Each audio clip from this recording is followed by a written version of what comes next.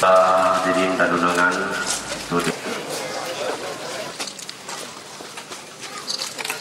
Wakil Gubernur Aceh sekaligus meresmikan Daya Istiqomahuddin Bustanul Ma'arif. Assalamualaikum warahmatullahi taala wabarakatuh.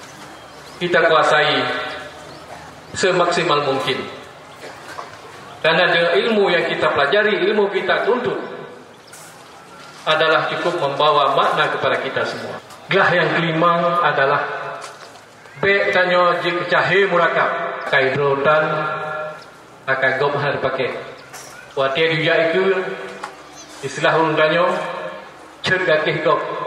Akan takalan dalam masyarakat tanyo nasib padi-padi drot masuklah yang kelima. Paling rendah gah kero mentok dan paling eksklusif gah kero dan gah kegop.